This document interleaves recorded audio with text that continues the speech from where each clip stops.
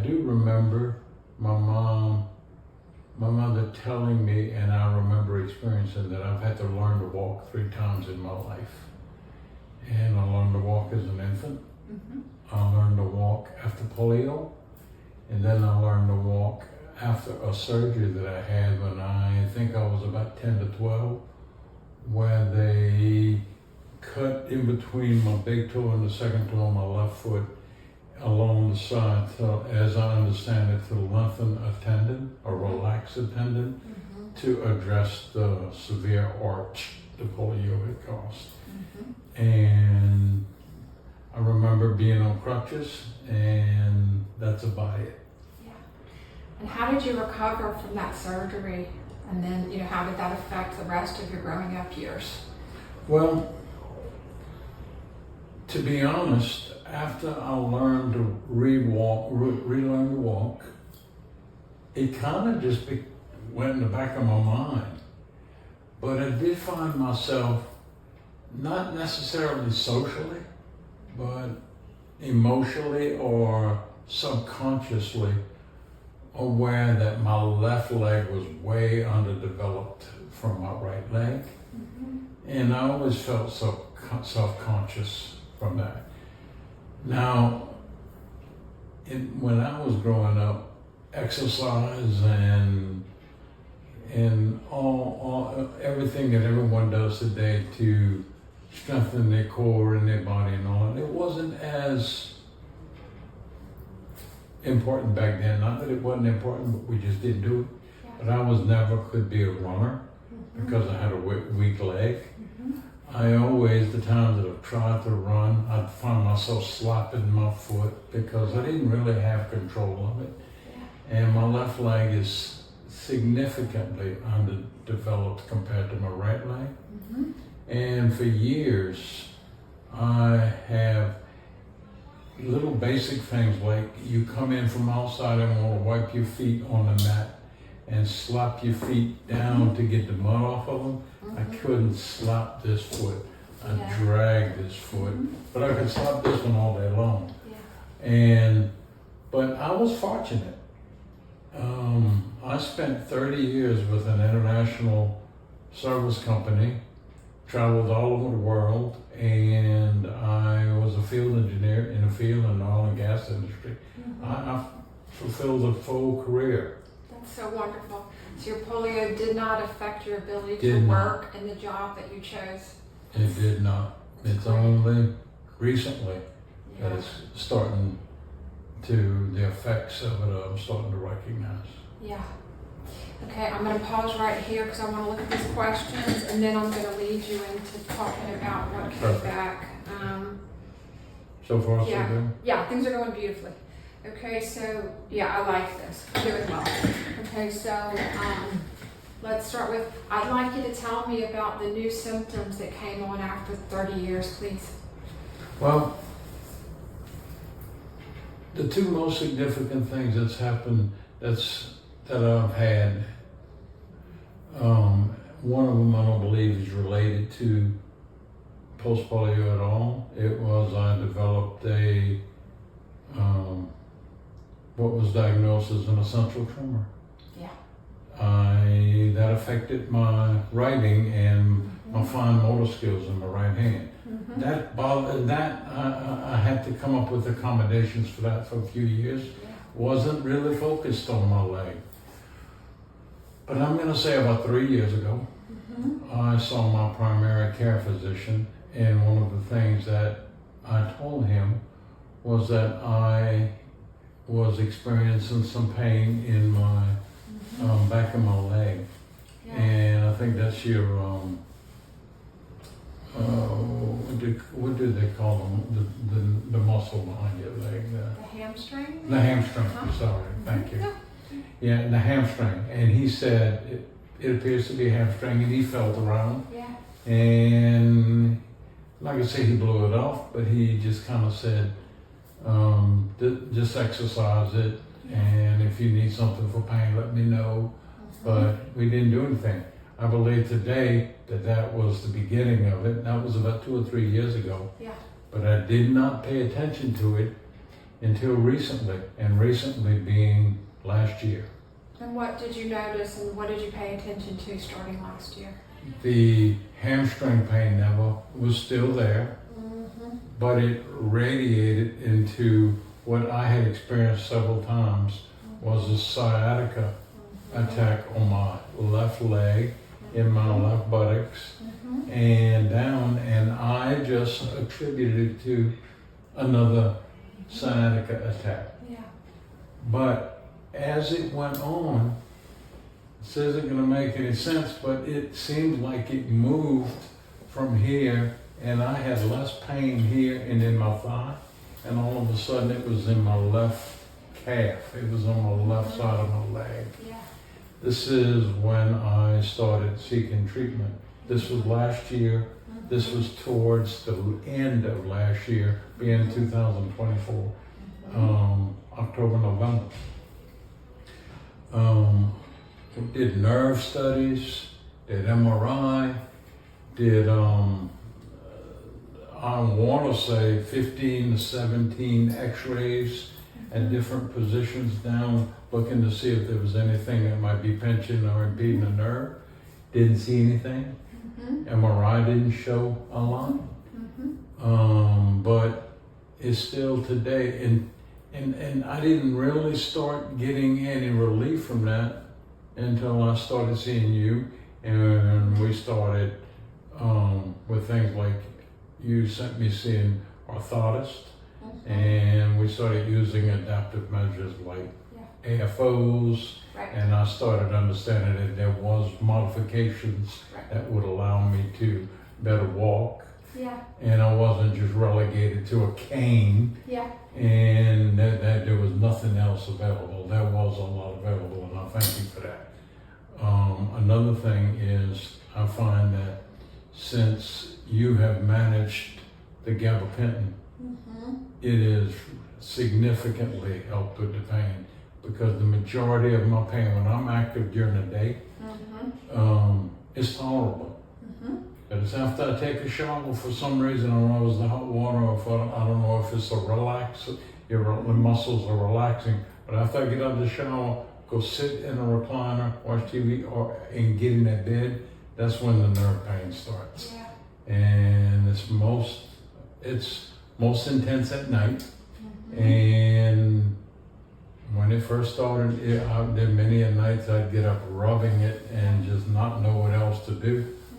But you and I appreciate you have helped me manage that to where I don't have these significant, severe pain attacks, nerve attacks. But it's always there, and it's chronically there. And I'm gonna say it's analogous to like a dull toothache. It's just always there. And right now, as we speak, it's in my left shin, pulling. Always feeling atrophy pulling in the back of my leg. And every time I stand up, I gotta stretch. But the pain is across the top of my foot. It feels like pulling on my big toe, on the toe that I was operated on when I was 10 or 12. So when did you notice your foot being weak? November of last year. I attributed it to a fall that I had, and I'm only use the term fall because those of you in the medical industry ask about falls, but it was actually a trip. We were putting a house on the market. I was handling shutters, and it's a full-length window shutter. I was walking and coming down some steps, and my foot got underneath the shutter, and I just tripped and fell on it. I got up, brushed it off, and went on. But a couple of weeks later, I noticed that I'm limping, and that I called it. I assumed that I had damaged something, and that I was favoring it, and that's why I was limping. But then it later morphed into, and I learned from you that the official diagnosis was radiculopathy and foot drop. So when did you find out you had post-polio syndrome? From you.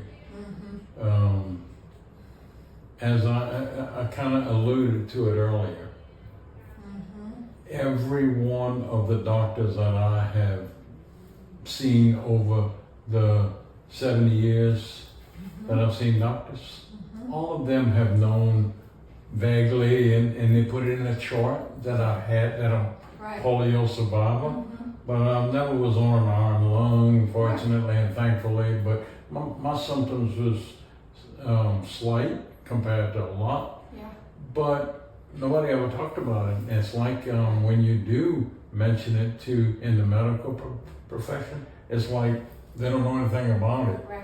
And what I have come to learn is that because polio was mostly eradicated many years ago, there's no money and no funding in it, and there's no studies in it today. So I don't know, and I sure have the most respect for the medical community and the medical profession. I don't know how much training doctors are getting today on post-polio syndrome and the effects of polio, post-polio. Because it's, in a lot of ways, I feel that until you see a specialist, it is trial and error. And they'll just run a lot of tests and take a lot of imaging, do a lot of x-rays and MRIs and CT scans, and even with that, may not come up with a diagnosis. Yes, so this is the good news. When you first came to me, you were on a cane, and now I see you're walking better with your orthotic. Do you agree with that? That's I would agree with that. I absolutely would agree with that. And I learned combination through you and the PT that you assigned it to and that you prescribed. I've learned, don't wear tennis shoes, wear things like I have hiking boots on today. Supports my ankle. An AFO helps support, anterior AFO helps support my ankle and my foot, and it works more naturally with the function of the ankle versus I tried initially the AFO, I don't know, posterior in the back, and that wasn't natural. So I learned, and the help and the care that you've given me and the people that you have directed me to has really helped me. Well, I'm grateful for that. And each person is different, and polio is unique, and post-polio is unique in which muscle groups get weak. So I hear you describing that your different orthotics were tried. The one that emphasizes the back of the foot and the one that emphasizes the front of the foot, and we've now found the one that works best for you. So I'm grateful you came and I was able to recognize it, because what I shared is that when I was in training, I saw this often 25 years ago, and now we don't see it as much. And because we don't see it as much, some of the younger doctors, they're not trained, right? No, for sure. And so we want to make people aware of how important it is to, recognize it, to know this exists, and of course to prevent it by polio vaccination. Absolutely. And one thing I'd like to add is another thing that I learned through this journey, this experience, is prevention. And I say prevention, mitigating the risk or the chance of it progressing. Because one of the things that I learned in seeing you is that at night, my foot relaxes, your foot relaxes. And if you don't address that and don't mitigate that, the muscle in the back is atrophying and the front muscle is stretching and the foot will just get out of control. And I've learned that by seeing you. I've learned that, and I don't sleep at night without an AFO, a real simple AFO that's just Velcro, and it just keeps my foot. And I've also learned, don't try to put it at 90 degrees, because my foot hadn't been 90 degrees in probably 30 years. So I probably have it 75, 80 degrees, but it keeps it from dropping. And I've learned how to do it, that it doesn't add pain and it's not pulling. Because if I try to pull it up to 90 degrees, it's pain, and because my foot, like I said earlier, and I've learned from you, my foot hadn't been 90 degrees in many years. So one of the things I feel so good about is when I first saw you, because the foot, you didn't have an orthotic, I felt you were at high risk to have a fall. Absolutely. And you had already had a stumble. And so I feel that we've decreased your fall risk. And No I'm doubt. happy about that No because doubt. it's so dangerous to fall. No doubt. And my background is engineering and mechanics and understanding, Yeah. but I never really gave any thought mechanically how your foot works and how that works with in walking. And I understand today that you the front of your shin picks your foot up, puts you on your heel, and the back then pulls the foot down and propels you for the next step. Yeah. I Could have said it better and, myself. Usually said it. and I've learned that, and everything you have taught me, and all of the help that you've gotten me has resonated with me, and it's taught me how to prevent that foot from falling and dropping. And one of the most recent that I recognized was in a CVS where they have carpet. And it's not a deep carpet, it's just a carpet. And I was walking towards the back, towards the pharmacy, and my foot almost caught, and my wife caught me, and I caught myself on one of the shelves. But it can happen. It can happen, and we follow precautions, right? Absolutely, but it is so much better that since we've identified that. Well, thank you. I want to honor your generosity for agreeing to speak. I deeply appreciate it, and I hope it's a benefit to others, that people can recognize this, and we can all work together to prevent polio by vaccination. I just deeply thank you for coming today.